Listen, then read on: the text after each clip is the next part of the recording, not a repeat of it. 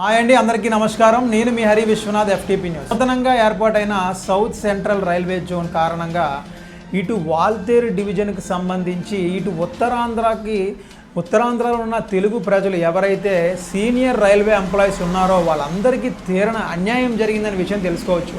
ఈ కొత్త railway Jones రావడంతో ఏదైతే 2024 నోటిఫికేషన్కి సంబంధించి ఇవాళ 2026లో వాళ్ళకి జాబులు ఇవ్వడం జరిగింది. అయితే ఈ ప్రాంతీయ వాసులకి ఎప్పుడైనా సరే పోస్టింగ్లు ఎలా ఉండేవి?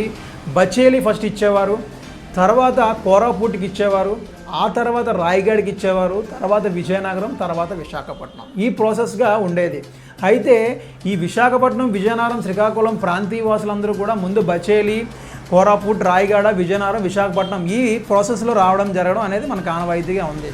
అయితే ఇప్పుడు ఏదైతే 2026లో పోస్టింగ్ జరిగిన ఈ రైల్వే ఎంప్లాయీస్ ఉన్నారో నేరుగా విశాఖపట్నం పోస్టింగ్ ఇవ్వడంతో ఇప్పుడు ఎవరైతే ఈ బచేలి సంబంధించిన, రాయగఢకి సంబంధించిన వాళ్ళని కోరాపుట్లో పనిచేస్తున్న ఇటు విశాఖ, విజయనగరం, శ్రీకాకుళం ప్రాంతీయ ఎంప్లాయీస్ తీరని అన్యాయం చేశారంటూ వాళ్ళు మనోవేదన వ్యక్తం చేస్తున్నారు, ఆవేదన వ్యక్తం చేస్తున్నారు. ఈ విషయంపై రైల్వే శాఖ మంత్రి అవనియండి, అదేవిధంగా మన రాష్ట్ర ప్రభుత్వం నుంచి సీఎం నారా చంద్రబాబు నాయుడు అవనియండి, అదేవిధంగా ఉప ముఖ్యమంత్రి పవన్ కళ్యాణ్ అవనియండి, ఉత్తరాంధ్ర ప్రజల వైపు దృష్టి సారించకపోతే ఈ రైల్వే ఎంప్లాయీస్ ఎప్పటి నుంచో మన స్థానిక ప్రాంతాలకు వెళ్తాము, మన ఇళ్ళ దగ్గరే మనం ఉద్యోగం చేసుకుంటాము అని ఎన్నో సంవత్సరాలుగా అటు ఒడిశా ప్రాంతంలో ఉద్యోగాలు చేసుకున్న వాళ్ళందరూ కూడా అన్యాయం అయిపోతారని ఇక్కడ తేటతెల్లం అవుతుంది.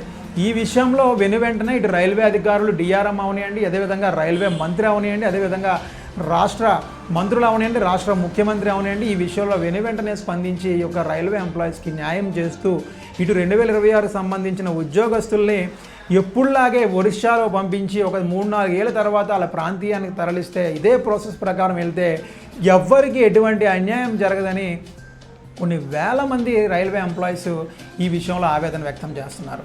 అయితే ఈ విషయం మీద ఇటు రాష్ట్ర ప్రభుత్వం, కేంద్ర ప్రభుత్వం ఏ విధంగా స్పందిస్తుందో వేచి చూడాల్సి ఉంది.